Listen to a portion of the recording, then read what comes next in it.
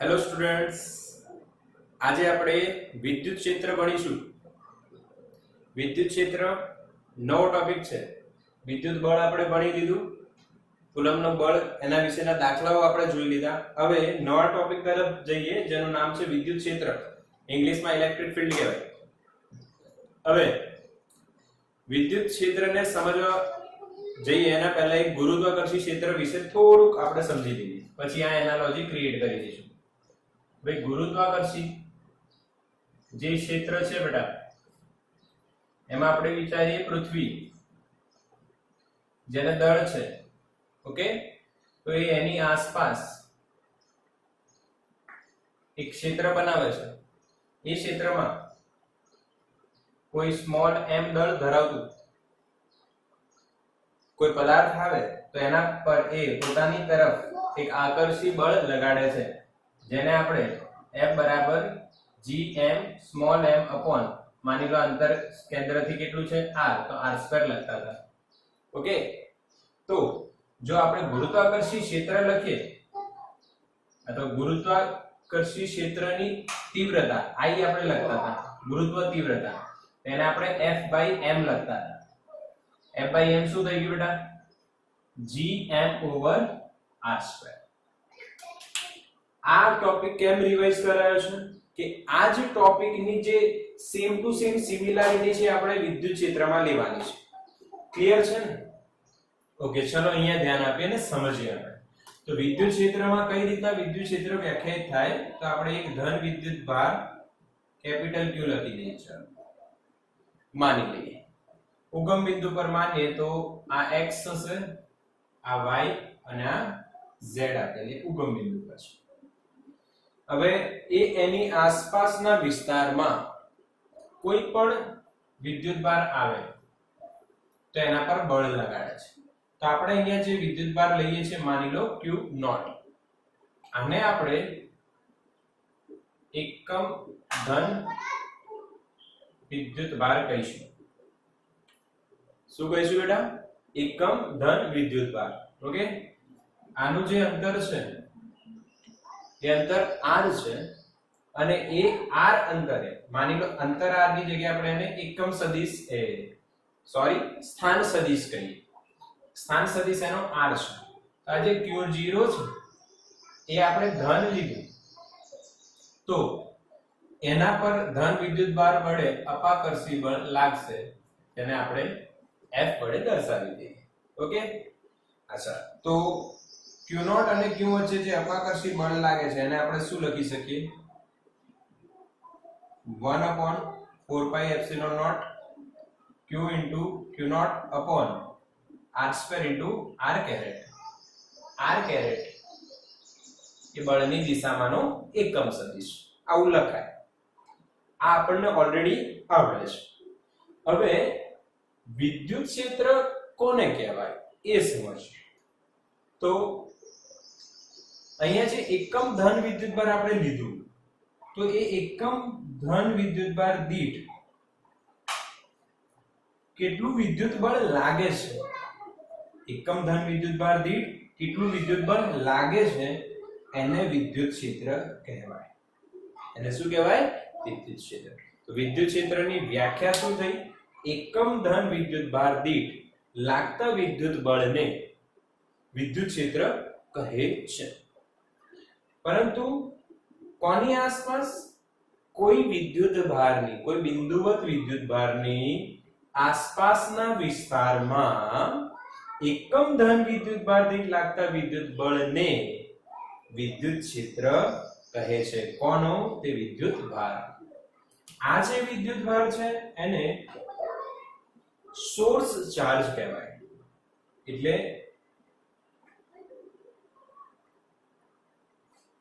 જે વિદ્યુતભાર ક્ષેત્ર ઉત્પન્ન કરી રહ્યો છે એ કહેવાય. Okay, source charge. આને કહેવાય એકમ ધન વિદ્યુતભાર, જેના દ્વારા આપણે કેટલું બળ લાગી રહ્યું છે એ નક્કી કરી રહ્યા છે. બળની તીવ્રતા એટલે કે વિદ્યુત ક્ષેત્ર કેટલું એ નક્કી કરી રહ્યા છે. ઓકે, તો આ જે છે આ પરીક્ષણ વિદ્યુતભાર કહેવાય. Q0 ને શું કહેવાય આપણે? પરીક્ષણ વિદ્યુતભાર. જેના વડે આપણે પરીક્ષણ કરી રહ્યા છીએ કે ભાઈ તીવ્રતા કેટલી છે. આને અહીંયા મૂકે અલગ અલગ જગ્યાએ મૂકીએ છે. ઓકે, હવે અહીંયા સૂત્ર શું બનશે? 1/4 pi epsilon naught q upon r² into r caret. કેમ કે q naught નીચે આવી ગયું, q naught ક્યાં આવી ગયું? નીચે આવી ગયું. તો આવો આપણો આન્સર આવી જશે. ઓકે, તો આ જે છે વિદ્યુત ક્ષેત્ર કોનું થયું? q, કેપિટલ Q વિદ્યુત ભારનું વિદ્યુત ક્ષેત્ર 1/4 pi epsilon 0 લખીએ છીએ, એની જગ્યાએ આપણે kb લખી શકીશું, kq upon r² into r caret. Clear થઈ ગયું? હવે આને ને આને તમે કમ્પેર કરશો તો જો k એટલે g, m ત્યાં m છે ને અહીંયા વિદ્યુતભાર q છે, ત્યાં અંતરના વર્ગ છે, અહીંયા બી અંતરનો વર્ગ છે, એટલે સેમ ટુ સેમ. એ આ એક સિમિલારિટી મેં તમને બતાવી છે. આમાં ઘણી સિમિલારિટી આપણે આગળ બી ડિસ્કસ કરી છે, પણ ક્ષેત્રની વાત કરી. ઓકે, અચ્છા, હવે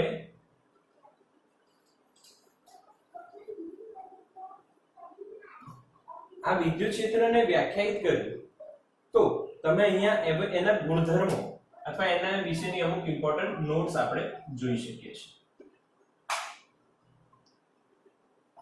હવે પહેલી જે નોટ છે એ કઈ નોટ છે?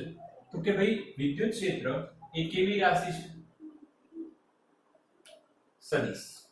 સદિશ રાશિ છે અને તેની દિશા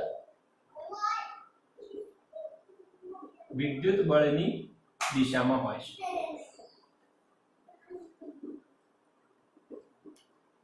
ક્લિયર? કઈ રીતના કહી શકાય? તો કે ભાઈ અહીંયા આપણે જોઈએ છે તો F બરાબર આપણને E બરાબર શું મળ્યું? F/Q0 વ્યાખ્યાયિત કર્યું ને આપણે, E બરાબર F/Q0. તો F બરાબર શું થશે? Q0 into E. આ બંને સૂત્ર એક જ જેવા છે.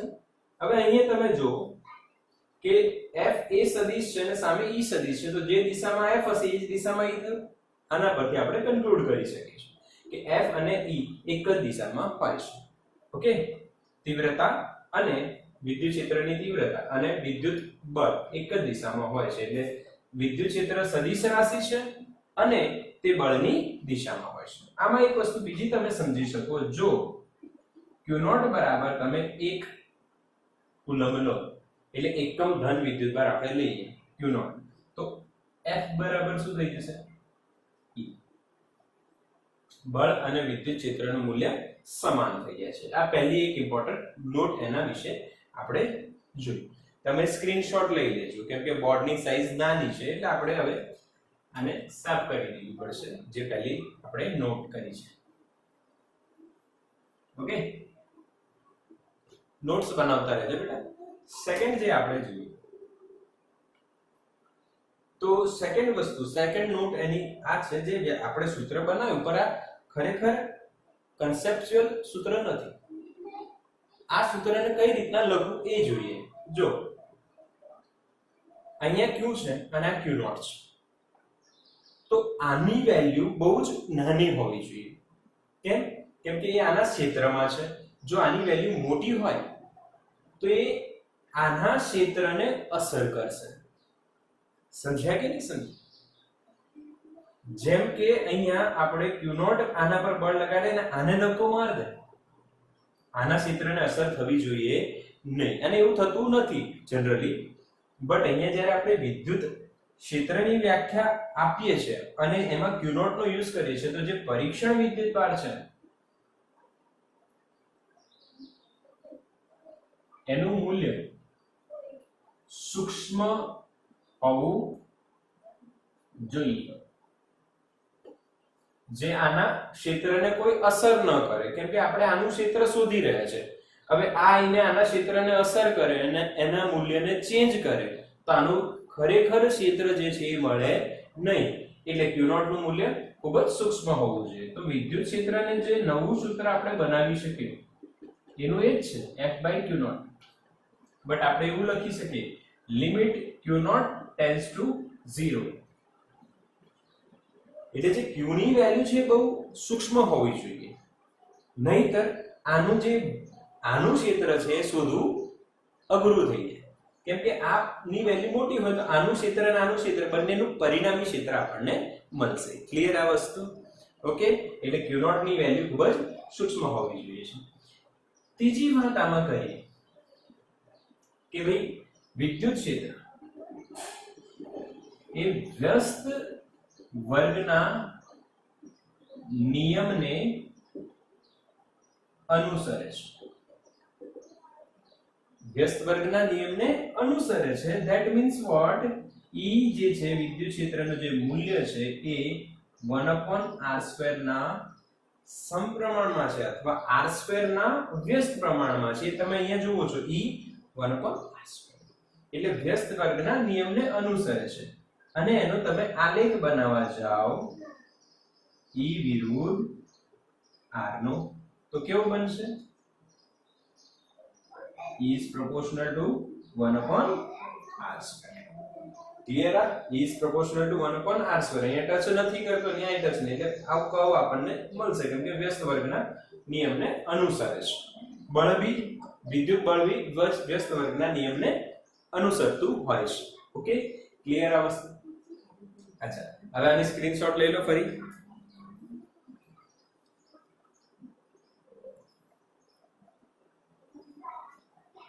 ઓકે, ચલો હવે ચોથી આના માટે ઇમ્પોર્ટન્ટ નોટ કઈ હોઈ શકે? ત્રણ નોટ આપણે જોઈ, ચોથી જોઈએ.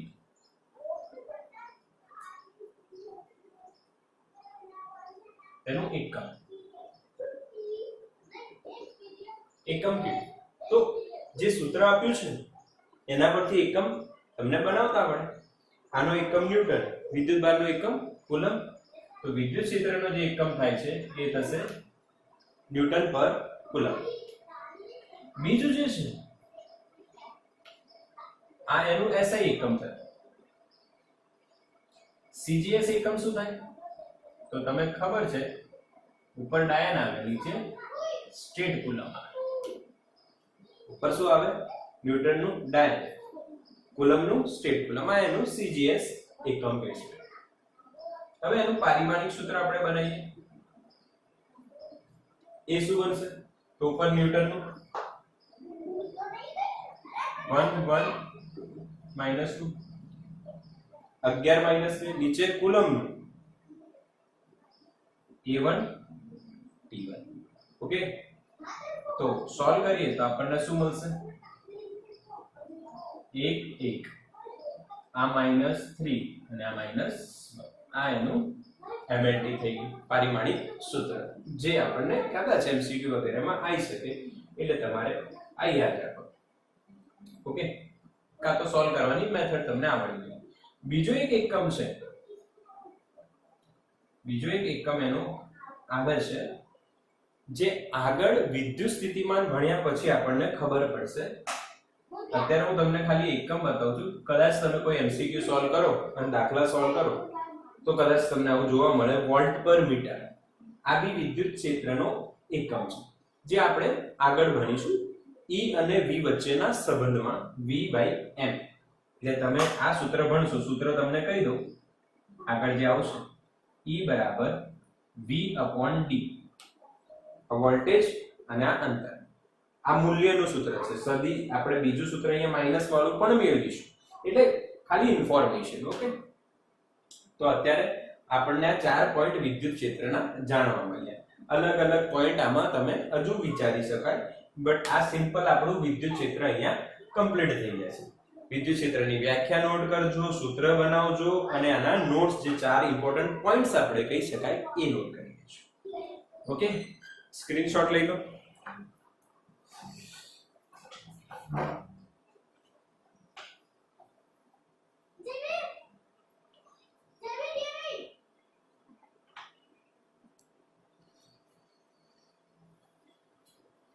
ઓકે, ચલો આગળ જઈએ.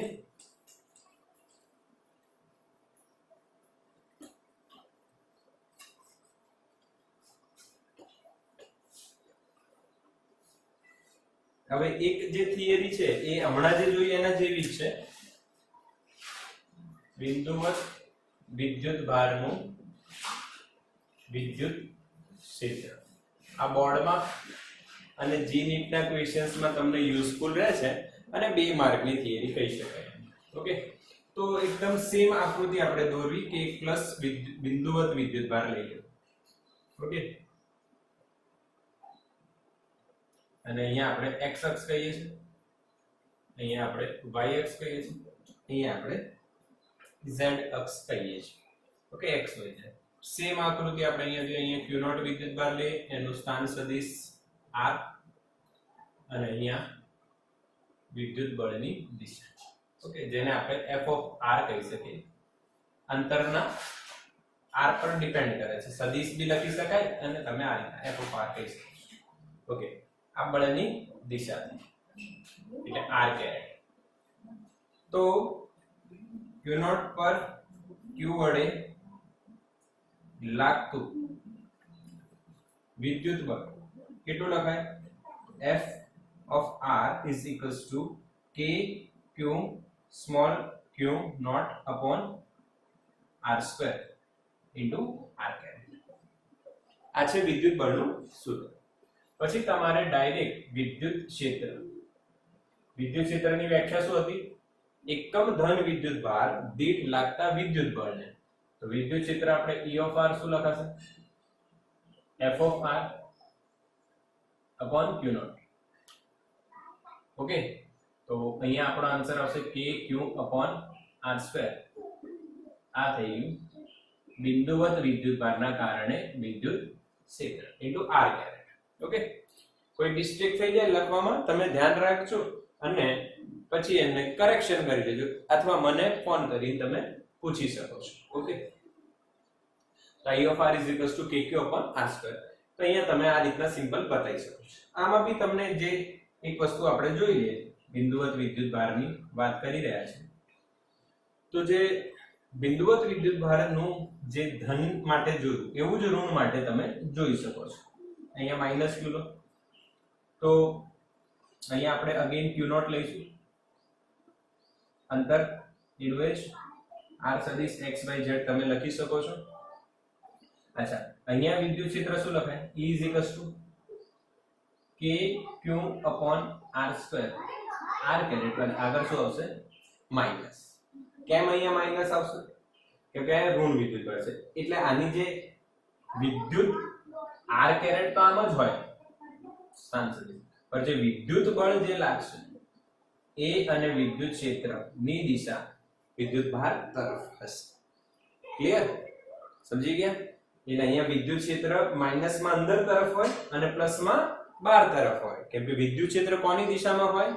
બળની દિશામાં.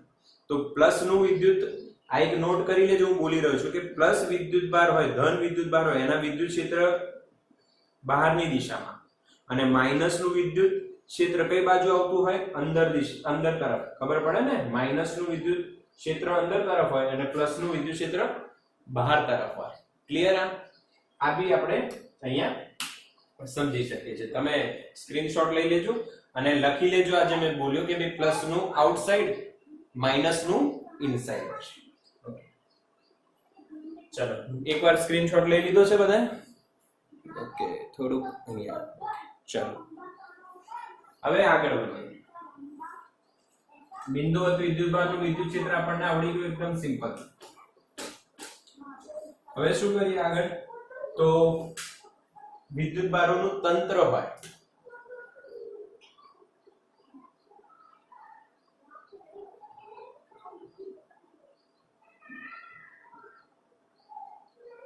વિદ્યુતભારોના તંત્રનું વિદ્યુત ક્ષેત્ર. જેમ વિદ્યુતભારોના તંત્રને કારણે લાગતું વિદ્યુત બળ જોયું હતું એ જ રીતના વિદ્યુત ક્ષેત્ર જોઈશું. તો અહીંયા બી તમે q1 લઈ લો, q2 લઈ લો, q3 લઈ લો, 3 વિદ્યુતભારો લઈ આવ્યા. ઓકે, હવે અહીંયા એક પોઈન્ટ આપણે p વિચારીએ. તો જે p પોઈન્ટ વિચાર્યો 4 બી લઈ શકો, 5 બી લઈ શકો અને આપણે n લઈશું એ તો તમને ખબર જ છે.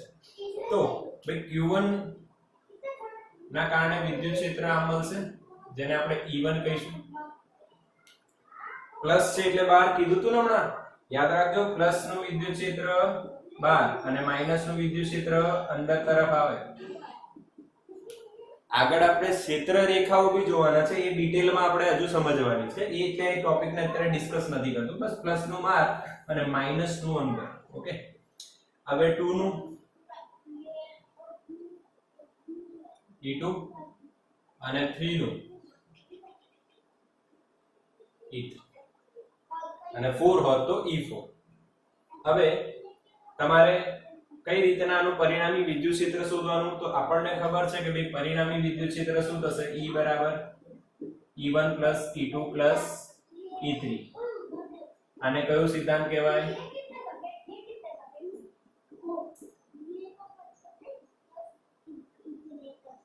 સંપાતપણાના સિદ્ધાંત અનુસાર જે પરિણામી વિદ્યુત ક્ષેત્ર છે એ દરેક વિદ્યુત ભારના વિદ્યુત ક્ષેત્ર ના સદિશ સરવાળા બરાબર હોય છે. તો આપેલા બિંદુએ વિદ્યુત ક્ષેત્ર એ દરેક વિદ્યુત ભાર દ્વારા ઉત્પન્ન થતા વિદ્યુત ક્ષેત્રોના સદિશ સરવાળા બરાબર મળશે. સિમ્પલ કન્સેપ્ટ છે, એકદમ ઈઝી. સમજી ગયા? પહેલા બી આપણે આવું કરી દીધું છે એટલે આવડે. હવે આનું કે Q1 upon R square into R caret. पर आने આપણે 1p કહીએ. શું કહીએ? 1p. Similarly 2p અને R1p અને R2p અને R3p. NCERT પ્રમાણે આપણે જોઈ રહ્યા છે એટલે 1p 2p 3p નામ આપેલા છે ખાલી. ઓકે, સ્થાન સદિશોના અથવા આ બંનેના વચ્ચેના અંતરનું જે સ્થાન સદિશ બનાવ્યું છે એને સદિશ. ઓકે, 2 નું a q2 upon r2p નો સ્ક્વેર r2p કેરેટ. એ રીતના જેટલા બી હોય બધાનો સરવાળો કરી દેવાનો. ક્લિયર છે? આ ત્રણ માટે છે, તો ત્રીજા માટે શું લખાશે, k q3 upon r3p નો સ્ક્વેર into r3p. આવડી ગયું? પરંતુ જો n વિદ્યુત ભારો હોય તો આપણને આપણે સૂત્ર બનાવતા. n વિદ્યુત ભારો માટે સૂત્ર શું બનશે, તો સેમ ટુ સેમ ઇક્વેશન બનતું જશે આગળ ને આગળ n સુધી લખવાનું. હવે તમે આમાં જોશો તો બધામાં ખાલી k સરખો છે. આપણે સમેશન પ્રમાણે દર્શાવીએ તો i ની વેલ્યુ 1 થી લઈને n સુધી ગઈ. અહીંયા qi લખાય, અહીંયા rip નો સ્ક્વેર into rip કેરેટ. આ સંપાતપણાના સિદ્ધાંત પ્રમાણે n વિદ્યુત ભારો માટેનું કુલ વિદ્યુત ક્ષેત્ર આ રીતના લખાય. ઓકે, સમજી ગયા? અચ્છા, હવે આને તમે સદિશ સ્વરૂપે કઈ રીતના સોલ્વ કરશો એ જોઈ લો. આ તો ક્લિયર છે, પણ આકૃતિમાં હું તમને એક આઈડિયા આપી દઉં છું સમજવા માટે. આવું કરવાનું નથી. ઓકે, જો કઈ રીતના, તો કે આ E1 ના E2 છે, તો એમનું પરિણામી શોધવું હોય તો આપણે સબાચાની રીત કરતા હતા. આ એમનું પરિણામી મળ્યું એને શું લખાય, E1 E2. ક્લિયર? હવે શું થાય, E1 અને E2 નો જે જવાબ આવ્યો એનું પરિણામી આપણે શોધવા માટે E3 બી સાથે લેવું પડે. તો E3 અને E1 E2 નું પરિણામી શોધવું હોય તો અહીંયા તમારે સબાચો બનશે અને અહીંયા જે પરિણામી આવશે એ આવશે E1 E2 E3 E4. થોડી જગ્યા ઓછી પડે છે પણ સમજી ગયા ને? E1 અને E2 નું પરિણામી શોધવાનું સબાચો, એ પરિણામીનું આપણે સરવાળો કોની સાથે કરવાનો છે, સદિશ સરવાળો E3. તો એનો સબાચો બનાવીને એનું પરિણામી લખવાનું, તો E1 E2 E3. અને જો ચોથો હોય, અહીંયા ચોથો નહીં આવે, ખાલી 3 જ આવે. ક્લિયર? એટલે આ સદિશ રીતના સોલ્વ થાય. આનું સ્ક્રીનશોટ લઈ શકો છો અને સમજી શકો છો. આ સદિશ વાળું હું એકવાર ફરી તમને ઉપર જતું રહ્યું, કદાચ ગોચડું થયું હોય તો અહીંયા નીચેથી આપણે થોડુંક લઈને સમજાવી દઈશું. અહીંયા ધ્યાન આપજો, Q1 આ Q2 હતું, અહીંયા Q1 હતું, અહીંયા આપણે Q3, અહીંયા આપણે પોઈન્ટ લઈએ. આનું E2, આનું E1, આનું E2. ઓકે, ફરી એકવાર જોઈ લો. અહીંયા આપણે સવાચો બનાવી દઈએ. આ જે મળ્યું એ શું મળ્યું, E1 અને E2 નું પરિણામી સદિશ. ઓકે, આ બેનું સોલ્યુશન થઈ ગયું. હવે આનું ને આનું કરવાનું, તો અહીંયા સવાચર બનાવવાનું, અહીંયાથી આ કિરણ બરાબર સદિશ દોરવાનું. આ જે સદિશ મળશે એ કોનું પરિણામી? e1 e2 e3. ઓકે, હવે ક્લિયર દોરાય. ઉપર જગ્યા ઓછી પડી એટલે મેં ફરી 2 મિનિટ લાગી, કશું વાંધો નહીં. અહીંયા r2p કહેવાય, અને r1p કહેવાય, અને r3p કહેવાય. આ રીતના r4p બી હોય તો 3 નું શોધ્યા પછી ચોથા જોડે તો n સાથે આ રીતના સદિશ રીતના તમને સોલ્યુશન બતાવે. બીજું અહીંયા સંપાતપણાનો સિદ્ધાંત જે આપણે પહેલા જોયું હતું એવું જ છે, કશું નવું નથી. બળમાં જેવું હતું એવું જ આમાં છે. એકવાર સ્ક્રીનશોટ લઈ લો આનો બેટા.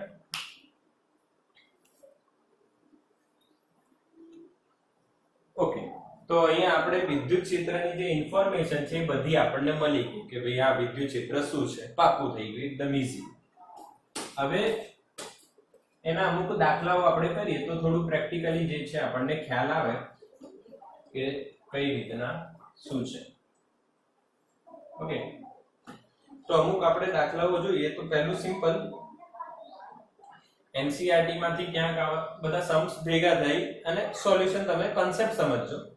સદિશ માટે આપણે સિમ્પલ પહેલા વિચારીએ. એક ચોરસ લઈએ અને એના દરેક શિરોબિંદુઓ આપણે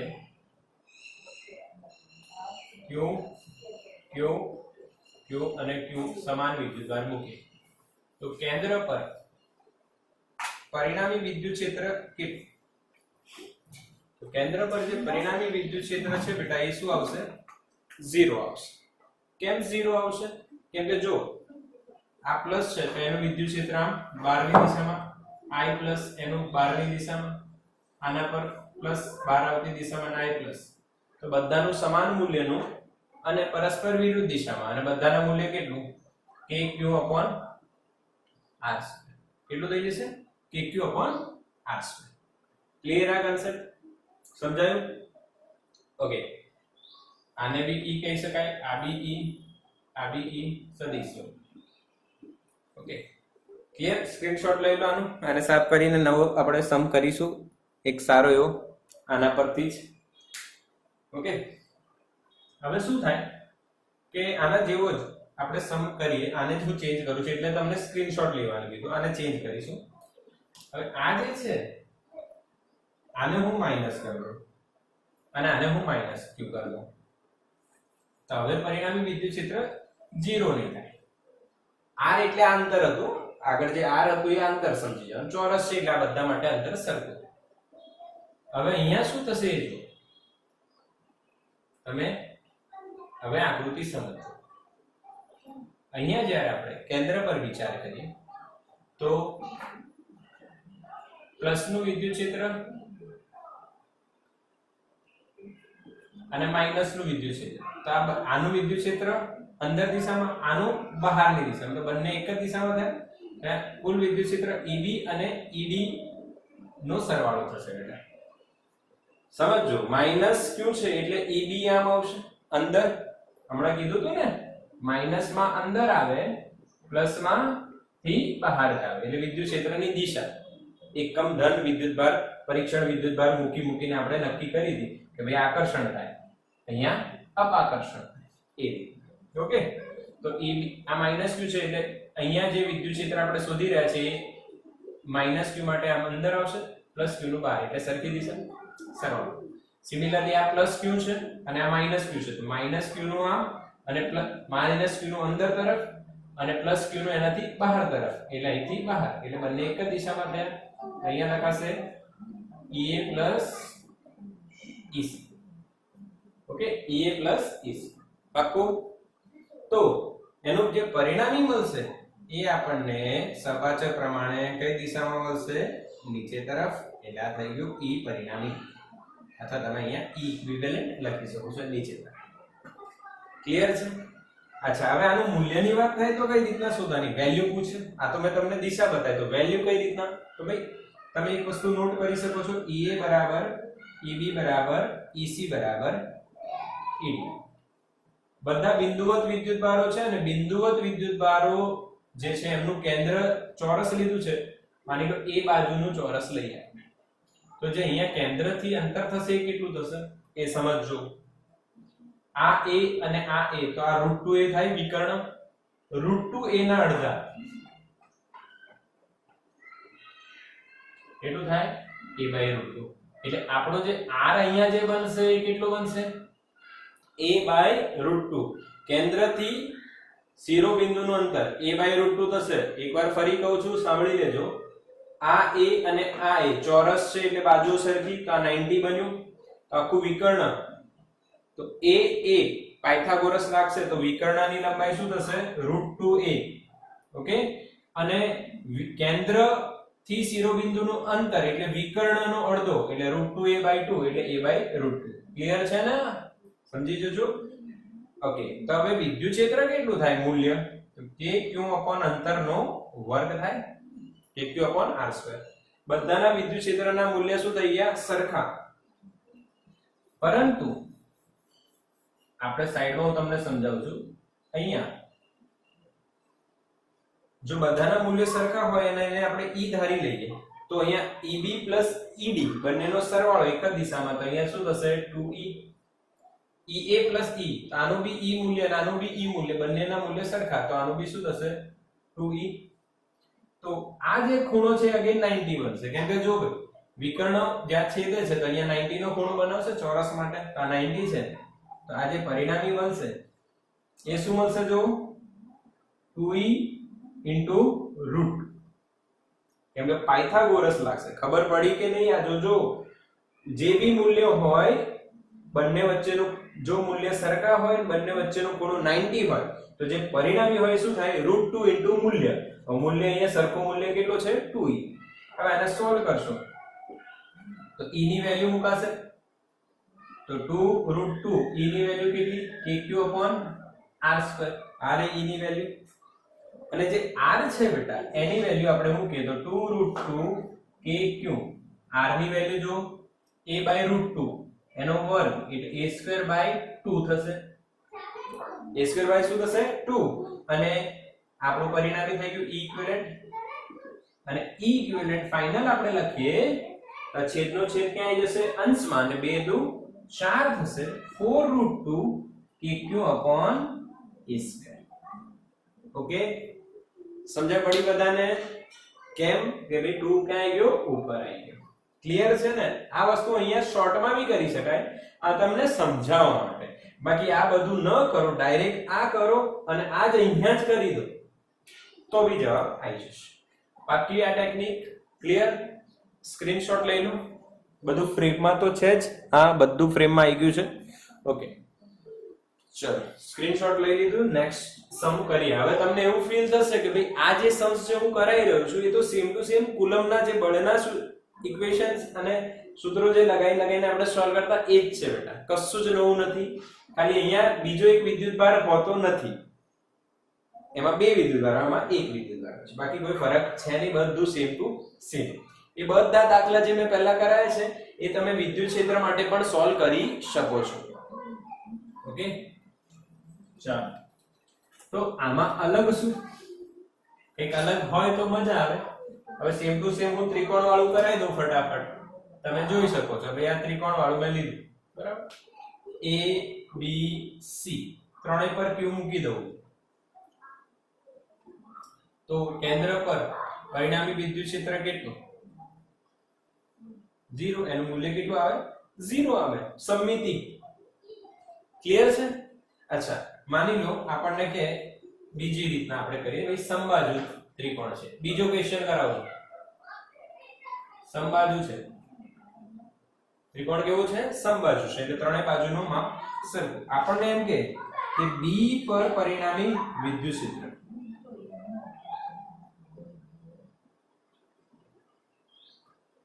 B પાસે અથવા એનું મૂલ્ય કાં તો સદિશ પૂછે તો આ પણ તમને આવડે બેટા. ચલો જોઈએ કઈ રીતના. B અહીંયા રાખીએ અને અહીંયા Q. અચ્છા, માની લો B પર Q છે જ નહીં એવું માની લઈએ. A અને B પર છે, બાકી જો B પર હોય તો તમારે હમણાં જ વાત થઈ કે આપણે B પર કોઈ વિદ્યુત ભાર છે નહીં, તો B પાસે પરિણામી વિદ્યુત ક્ષેત્ર કેટલું, ડી પર કોઈ વિદ્યુત ભાર નથી અત્યારે, બીજો દાખલો કરી દે છે. તો આનું પ્લસ q છે એટલે અલોંગ ધ લાઈન, બળની દિશામાં હોય તો બળ બી આમ જ લાગશે. તો અહીંયા થશે E a દ્વારા એટલે Ea લખાય. આ c છે, c પણ ધન જ છે એટલે ધન છે એટલે આ EC થશે. સબાચક બનાવશો પરિણામી મળશે. પણ આપણે મૂલ્ય શોધવાનું છે એટલે મેં તમને સજેસ્ટ કરું છું સબાચક ના બનાવો, સિમ્પલ આપણે લગાવીએ Ea અને EC નું મૂલ્ય સમાન હશે. માની લો L બાજુ છે, સબાચક છે ને તો આ બી L જ હશે. આપણે અહીંયા વિદ્યુત ક્ષેત્ર શોધવાનું છે તો આનું નાનું શોધવાનું, તો બંનેના મૂલ્ય સરખા હશે. કેટલા? kq/L2 ને ભાઈ, kq/L2. ઓકે, એટલે બંનેના મૂલ્ય આપણે સરખા માની લીધું, એને E સરખા તો છે જ, એને માન્યું આપણે E. તો અહીંયા ડાયરેક્ટ આપણે મૂલ્ય લખીએ તો આ E થશે અને આ શું થશે? E. બંને વચ્ચેનો ખૂણો કેટલો? આ 60 થાય બેટા. તો આ બી શું થશે? ક્રોસ એંગલ થઈ ગયા એટલે આ બી 60 થઈ ગયું. તો એનો જે પરિણામી જે છે E at B, હવે સબાચક લાગશે. 90 નો ખૂણો હોય તો શું લાગે? ડાયરેક્ટ પાયથાગોરસ લગાવી દેવાનું બેટા. પણ અહીંયા હવે શું લાગશે? સબાચક. સબાચકનું પરિણામી શોધતા આવડે આપણને. E a અને c છે તો ea² + ec² + 2ea * ec cos 60. આવું હતું બેટા, સેમ ટુ સેમ. તો સોલ્વ કરીએ તો અહીંયા શું આવશે? e² + 2e² cos 60 1/2. 2 2 કટ થઈ ગયા. આન્સર શું આવશે? √3 * e.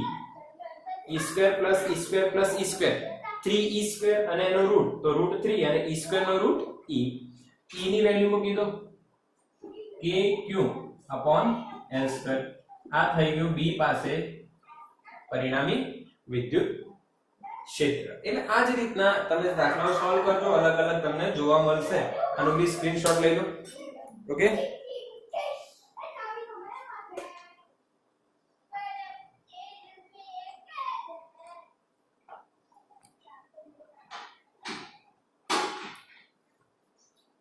ચલો ક્લિયર છે? આગળ વધી બેટા. હવે આવા દાખલા નથી જોતા. હવે તમે આ તો ઘણા બધા દાખલા આપણે કરી શકીએ છીએ. સમબાજુ જે બી બળ વાળા છે બધા આનામાં કન્વર્ટ થાય. અહીંયા સ્પેશિયલ શું છે એ જોઈએ. તો એક આ પ્રકારનો ક્વેશ્ચન પૂછાતો હોય છે, સમજો. અને આ ઇમ્પોર્ટન્ટ લોજિક સાથે બી આપણે જોઈશું, પરંતુ પહેલા એક પ્રકારનો સમ જોઈએ કે બૂંદ છે, ઓઇલ ડ્રોપ. આપણે મિલિકાન નામના એક સાયન્ટિસ્ટ છે જેમણે ઓઇલ ડ્રોપ નો એક્સપેરિમેન્ટ કર્યો. તો એમણે એવું કીધું, એમના એક્સપેરિમેન્ટને રિલેટેડ આ ક્વેશ્ચન છે કે વિદ્યુત ક્ષેત્ર ક્યાં છે? ઉપરની દિશામાં, બરાબર. અને આનો વિદ્યુતભાર માની લો કેટલો છે? q, બરાબર. તો એને નીચે વજન બળ કેટલો લાગશે? mg. તો વિદ્યુત ક્ષેત્રનું મૂલ્ય કેટલું હોવું જોઈએ? વિદ્યુત ક્ષેત્રનું મૂલ્ય કેટલું હોવું જોઈએ કે જેનાથી આ જે છે એ સંતુલનમાં રહે?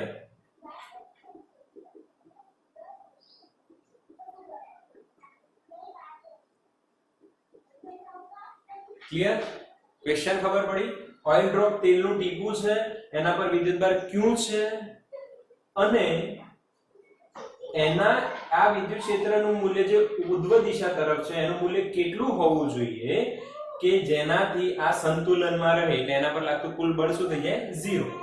તો હવે તમે અહીંયા સોલ્યુશનમાં શું કરશો?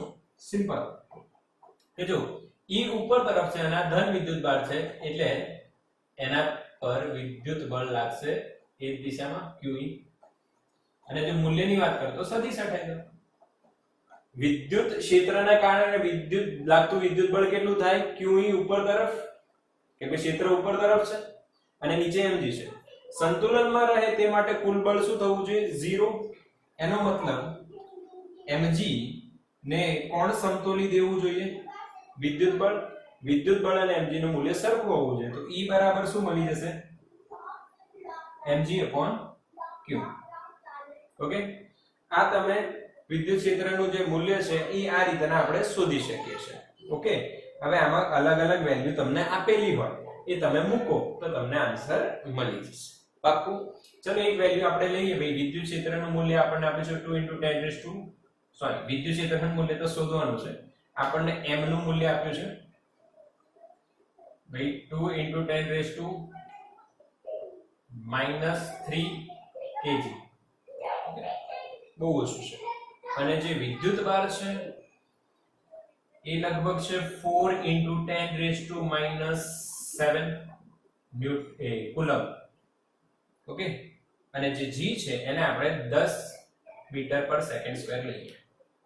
આવી અમુક વેલ્યુઝ મેં રેન્ડમલી લીધી. તમને કોઈ બી પ્રશ્નમાં જે આપ્યું એ લઈ શકો. તો m ની વેલ્યુ આપણે મૂકીએ 2 * 10 - 3, g ની વેલ્યુ 10, q ની વેલ્યુ 4 * 10 - 7.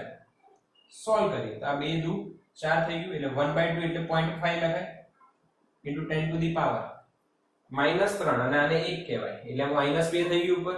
આ ઉપર આવે 7, 7 - 2 5 એટલે સોલ્વ કરીએ એટલે આપણને 5 * 10 to the power 4 ન્યૂટન પર કુલમ જેટલું વિદ્યુત ક્ષેત્ર રાખવું પડે. બોલો આવડ્યો દાખલો?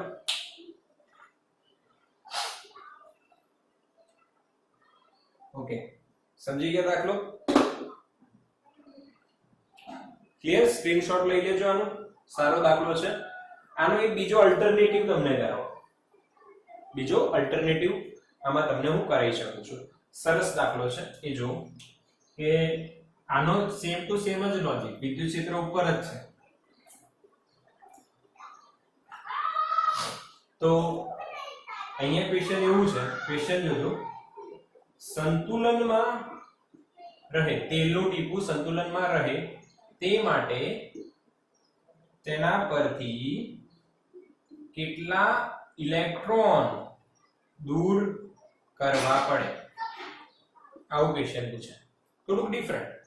સેમ ક્વેશ્ચન એનું એ જ છે, બટ વિદ્યુત ક્ષેત્રની જગ્યાએ હવે એ લોકોએ શું પૂછ્યું છે? સંતુલનમાં રહે તે માટે તેના પરથી કેટલા ઇલેક્ટ્રોન દૂર કરવા પડે. કેમ એવું કીધું? કેમ કે જો આ પ્લસ હશે તો જ એના પર આ દિશામાં બળ લાગશે, અને પ્લસ વિદ્યુત ભાર હોય તો એમાંથી ઇલેક્ટ્રોન દૂર કરવા પડે. તો જ આ ધન થાય ને, ઇલેક્ટ્રોન દૂર થાય તો આ ધન થશે, તો જ આ દિશામાં બળ લાગશે અને આ બેલેન્સ થશે. ક્લિયર? અચ્છા, હવે n ઇલેક્ટ્રોન જે છે કેટલા છે? ઓકે, તો અહીંયા સેમ ટુ સેમ બેલેન્સ થાય તો QE બરાબર શું થાય બેટા? m. અહીંયા આપણને E ની વેલ્યુ આપેલી હશે.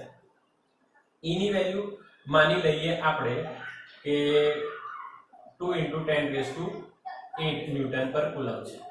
ઓકે, G ની વેલ્યુ તો આપણે 10 જ માનીશું.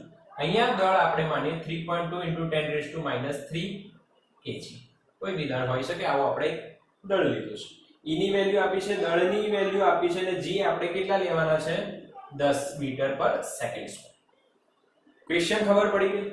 E ની વેલ્યુ આટલી, m ની વેલ્યુ આટલી, G ની વેલ્યુ આટલી. ક્વેશ્ચન એવો છે કે અહીંયા બેલેન્સ થાય તેના માટે કેટલા ઇલેક્ટ્રોન આપણે દૂર કરવા પડશે. તો આપણને ખબર છે, આપણે આગળ જોયું છે ક્વોન્ટાઇઝેશન. તો Q ની જગ્યાએ આપણે શું લખતા હતા? Ne E = mg. તો n બરાબર આ સંતુલન માટે તો ખબર જ છે બેટા. સંતુલન માટે આવું થવું જોઈએ, બંને બળો સરખા થવા જોઈએ, QE અને mg. n બરાબર શું થશે? mg/e × E. ઓકે, m ની વેલ્યુ મૂકીએ 3.2 * 10 - 3, g ની વેલ્યુ 10, e ની વેલ્યુ યાદ હશે ને 1.6 * 10 - 19. e ની વેલ્યુ કેટલી? કેપિટલ E વિદ્યુત ક્ષેત્ર 2 * 10⁸. હવે આને સોલ્વ કરો તો વેરી સિમ્પલ છે. 16 દુ 32 અને આ બે કટ, કશું બચ્યું નહીં. 10 ની ઘાત બચશે ખાલી. તો 10 ની ઘાત કેટલી થશે કેલ્ક્યુલેટ કરી લો.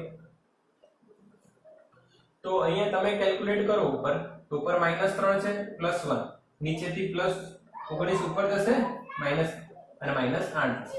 આને સોલ્વ કરો તો માઈનસ, તમે આને 19 ને 20 કરી દીધા, 20 માંથી 8 જાય, 20 માંથી 8 જાય તો 12, અને 12 માંથી પાછા 3 જાય તો 9. સમજ્યા? તો કે આટલા દળના તેલના ટીપાને આટલા વિદ્યુત ક્ષેત્રમાં જે ઉધ્વ દિશામાં છે ગુરુત્વાકર્ષણ બળની વિરુદ્ધ દિશામાં બેલેન્સ કરવું હોય, સંતુલનમાં રાખવું હોય તો કેટલા ઇલેક્ટ્રોન દૂર કરવા? તો 10⁹ ઇલેક્ટ્રોન. ક્લિયર છે આ કન્સેપ્ટ? એટલે આવો બી એક આપણને પ્રશ્ન જોવા મળે છે. ઓકે, હવે એક બીજો કન્સેપ્ટ સમજીએ. એના सम्स બી પૂછાતા હોય, સારો એવો કન્સેપ્ટ છે. તો આ કન્સેપ્ટ શું છે કે ભાઈ આપણે બે પ્લેટ વિચારી બેટા. ઉપર ધન છે, ઉપર માની લો ઋણ છે, નીચે ધન છે. ઓકે, હવે આમાં વિદ્યુત ક્ષેત્ર જે છે એની દિશા કઈ બાજુ હશે? પ્લસ થી માઈનસ તરફ, પ્લસ માંથી બહાર, માઈનસ માં અંદર. વિદ્યુત ક્ષેત્ર આમાં છે, બે પ્લેટ છે. હવે અહીંયા હું એક ઇલેક્ટ્રોન ને મુક્ત કરાવું તો એ ઇલેક્ટ્રોન કઈ બાજુ જશે? પ્લસ તરફ જશે. ઓકે, હવે આપણને એવું કહેવામાં આવે કે ભાઈ આ જે પ્લેટો વચ્ચેનું અંતર છે એ h છે. માની લો કેટલું છે? h છે. અને એ h ગમે તેટલું હોય શકે, 1.5 લગભગ NCERT માં સમ પણ છે, આટલું છે 1.5.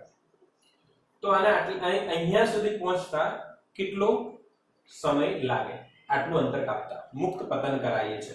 કયું પતન થઈ રહ્યું છે? મુક્ત પતન. તો બેટા સિમ્પલ ક્વેશ્ચન છે, કઈ રીતના આપણે આને સોલ્વ કરી શકીએ એ જોઈ લો. તો જ્યારે આપણે મુક્ત પતનની વાત કરતા હોઈએ છીએ ત્યારે આપણે સૂત્ર કયું લગાવતા હોઈએ છીએ? તો આપણને ખબર છે D = V0T + ½ AT². અહીંયા ગુરુત્વાકર્ષી જે અસર છે એ અવગણવામાં આવે છે, 0. g નથી, નહીં તો પાછું આમાં નીચે આપણે g પણ લગાવવું પડે. પ્રારંભિક વેગ તો શું છે બેટા? 0 છે, પ્લસ 1/2. પ્રવેગ કેટલો? તો અહીંયા વિદ્યુત ક્ષેત્ર છે E, વિદ્યુત ભાર છે E, તો બળ કેટલું લાગશે?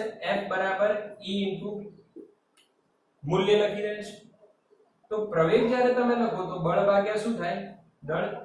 હવે અહીંયા ઇલેક્ટ્રોન છે એટલે ઇલેક્ટ્રોન નું દળ થાય, અને F ની વેલ્યુ E શું લખાય? me. આ ઇલેક્ટ્રોન નો પ્રવેગ. પાકું? તો અહીંયા શું લખાશે હવે? E me * E². અહીંયા h. તો ટાઈમ પૂછ્યું છે તો t² આપણે શું લખાશે? આ 2me ઉપર આવી ગયું, અપોન શું થયું? E 2me ઉપર આવ્યું તો અહીંયા h છે ને, તો 2h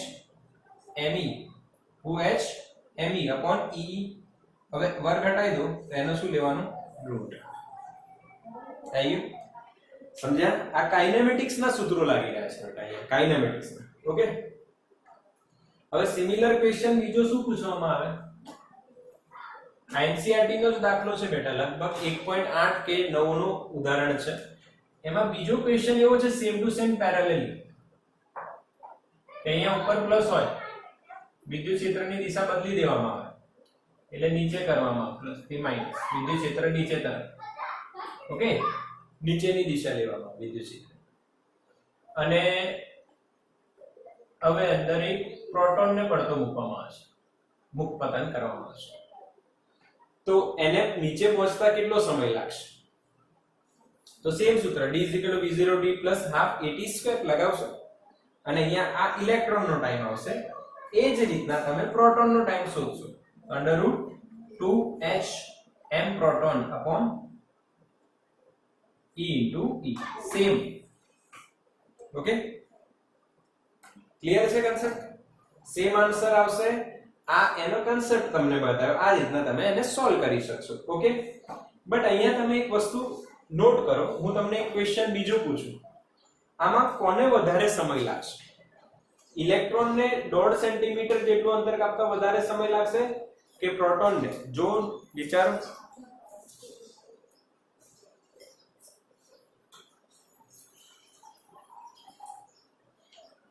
વિચાર્યું કોને સમય વધારે લાગશે? તો આપણે ઇક્વેશન પરથી તમે એમ કહી શકો T is proportional to root m. જો h e અને e બંને માટે સરખા છે તો t કોના સમપ્રમાણમાં છે? m ના વર્ગમૂળના. તો જેનો દળ વધારે હશે એને સમય વધારે લાગશે. તો આન્સર આપણો શું આવશે ખબર છે તમને? પ્રોટોન. પ્રોટોનને વધારે સમય લાગશે કેમ કે ઇલેક્ટ્રોનનું દળ કેટલું છે? યાદ કરો, ઇલેક્ટ્રોનનું દળ 9.109 × 10⁻31 kg અને પ્રોટોનનું દળ એપ્રોક્સિમેટલી 1.67 કે 6 × 10⁻27 kg. આ -31 એટલે -27 થી ઓછા કહેવાય. તો માસ ઓફ પ્રોટોન વધારે, તો પ્રોટોનનો માસ વધારે તો એને આટલું અંતર મુક્ત પતન કરાવતા, આટલું અંતર કાપતા લાગતો સમય વધારે હશે. ઓકે, હવે અહીંયા ગુરુત્વાકર્ષી બળની અસર જે છે, ગુરુત્વ પ્રવેગ ધ્યાનમાં લેવાનો નથી. અહીંયા જે પ્રવેગ લખે એમાં ગુરુત્વ પ્રવેગ ધ્યાનમાં લેવાનો નથી કે અહીંયા જે પ્રવેગ મળશે, આપણે જો અહીંયા પ્રવેગ શોધીશું, માની લો આપણે પ્રોટોન જે છે, પ્રોટોન માટે જે પ્રવેગ શોધે ને તો એની વેલ્યુ મને યાદ છે થોડી ઘણી. એ એપ્રોક્સિમેટલી આ જ દાખલામાં 1.9 × 10⁻12 મીટર પર સેકન્ડ સ્ક્વેર. 1.9 જ છે કાં તો 2 છે, જે છે 1.9 ની આસપાસ છે. તો આટલી વેલ્યુનો જે પ્રવેગ છે એ વિદ્યુત ક્ષેત્રનો પ્રવેગ છે અહીંયા જે મળશે પ્રોટોન માટે. ઓકે, ઇલેક્ટ્રોન માટે થોડો વધારે મળશે. તો આટલો પ્રવેગ છે પ્રોટોન માટે જે 10⁻12 સુધી છે, જ્યારે ગુરુત્વ પ્રવેગની વેલ્યુ કેટલી હોય છે? 9.8 મીટર પર સેકન્ડ સ્ક્વેર. તો વિદ્યુત ક્ષેત્રનો પ્રવેગ 1.9 × 10⁻12. એટલે અહીંયા જ્યારે આપણે લખીએ છીએ મુક્ત પતન કરતી વખતે તો 9.8 ને અવગણીએ છીએ. કોની સાપેક્ષે? 1.9 × 10⁻12 ની સાપેક્ષે. તો આ કન્સેપ્ટ તમારે સમજી ગયો. ઓકે, ક્લિયર ને? દાખલા સાથે આ કન્સેપ્ટ અહીંયા કાઇનેમેટિક્સ ના ઇક્વેશન લાગશે. ઓકે,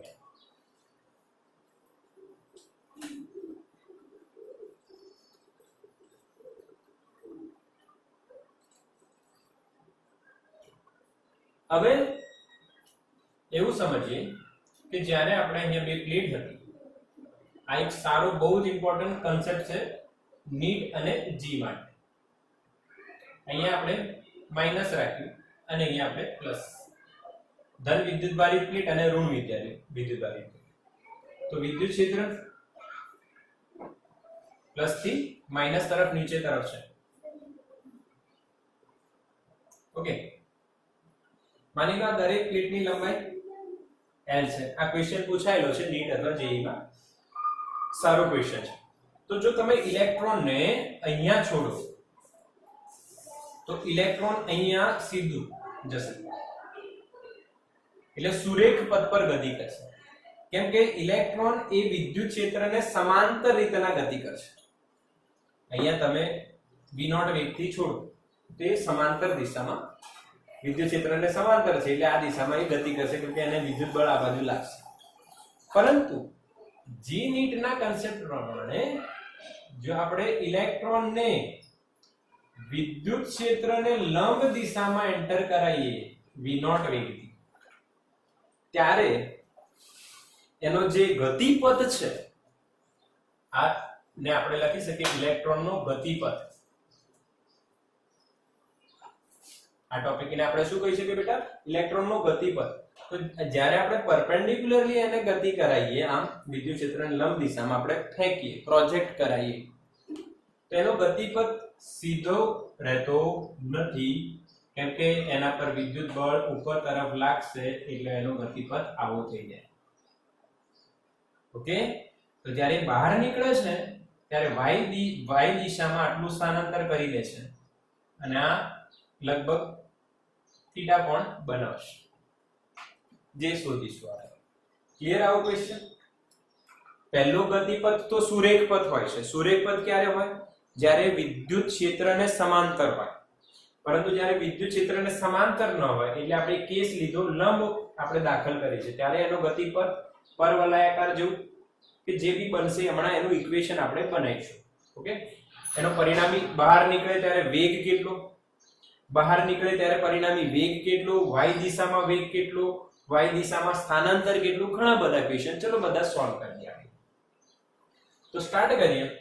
તો આ પ્રોજેક્ટાઇલ મોશન એટલે પ્રક્ષેપ ગતિનો જ ક્વેશ્ચન કહેવાય. તો કઈ રીતના સોલ્વ થશે એ જોઈએ. તો સૌથી પહેલા આપણે અહીંયા પ્રવેગની વાત કરીએ. તો પ્રવેગ જે છે એના બે કમ્પોનન્ટ થાય, axi + ayj. ax તો 0 છે કેમ કે વિદ્યુત ક્ષેત્ર કઈ દિશામાં છે, ઉર્ધ્વ દિશામાં. તો x દિશામાં વિદ્યુત ક્ષેત્ર 0 છે. પર ay કેટલું, તો ay થશે બળ ભાગ્યા દળ. બળ કેટલું, E વિદ્યુતભાર ધરાવતો ઇલેક્ટ્રોન હોય અને કેપિટલ E વિદ્યુત ક્ષેત્ર હોય તો બળ કેટલું થાય, q * E અપોન દળ એટલે E/m. આ કઈ દિશામાં થયું, તમે લખી શકો -j નીચેની દિશા, સોરી ઉપરની દિશામાં. કેમ ઉપરની દિશામાં છે, કેમ કે ઇલેક્ટ્રોન છે. ઇલેક્ટ્રોન કઈ બાજુ જશે, પ્લસ. જે મેં નીચે લખ્યું એ પ્રોટોન માટે. અહીંયા ઇલેક્ટ્રોન એન્ટર થશે, ઇલેક્ટ્રોન છે એટલે પ્લસ તરફ ખેંચાશે એટલે આ ઉપર તરફ એટલે પ્લસ છે. ક્લિયર? આખું આ પ્રવેગ થયો. હવે y દિશામાં પ્રવેગ છે અને x દિશામાં પ્રવેગ નથી. તો જ્યારે બહાર આવે પ્લેટની ત્યારે પહેલું આપણે શું શોધવું છે, તો કે વેગ શોધીએ. તો વેગ શોધીએ તો x દિશામાં વેગ કેટલો થશે, vx = v0. x દિશામાં વેગ નહીં બદલાય કેમ કે વેગ થશે v = v0 + axt. ઓકે, તો vx એનો એ જ રહેશે કેમ કે a x દિશામાં પ્રવેગ શું છે, 0. જોયું ને, એટલે vx = v0. હવે એવું બી ક્વેશ્ચન થશે કે y દિશામાં વેગ કેટલો, તો y દિશામાં વેગ આવશે v0 + ay * t. તો આ 0 છે પ્લસ ay, ay કેટલું ભાઈ જો e * e/m * t. તો y દિશાનો વેગ થશે E/m * t. પરંતુ અહીંયા t ખબર નથી. તો t શોધવા માટે ફરી આપણે x દિશાની વાત કરીએ. તો x દિશામાં વેગ અચળ છે. તો અચળ વેગ હોય તો આપણે સીધો સૂત્ર લગાવીશું, ઝડપ બરાબર અંતર ભાગ્યા સમય. તો ઝડપ છે v0, x દિશામાં કઈ દિશા માટે વાત કરી રહ્યા છે, x દિશા. અને અંતર કેટલું કાપે, l. તો સમય કેટલો લાગ્યો, t. તો t ની જગ્યાએ શું લખાશે, l/v0. એ આમાં મૂકી દઈએ એટલે y દિશાનો વેગ કેટલો થશે, E/m * l/v0. ક્લિયર? ખબર પડી? એટલે જ્યારે બહાર નીકળશે ત્યારે y દિશાનો વેગ કેટલો, તો કે આટલો E/m * l/v0. t ની વેલ્યુ કઈ રીતના શોધી, x દિશામાં એ પ્રવેગી ગતિ કરતો નથી, પ્રવેગ 0 હોય, અચળ વેગી ગતિ કરતો હોય તો ઝડપ બરાબર અંતર ભાગ્યા સમય લગાવીને આપણે શોધી લઈશું. આનો સ્ક્રીનશોટ લઈ લો.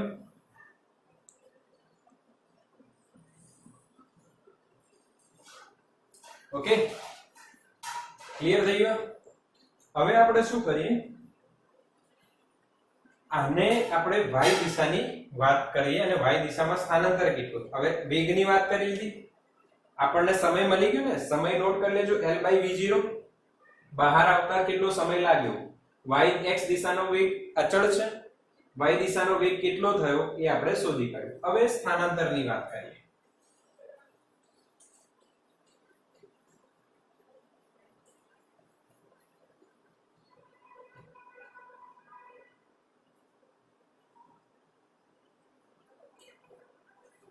તો ભાઈ x દિશામાં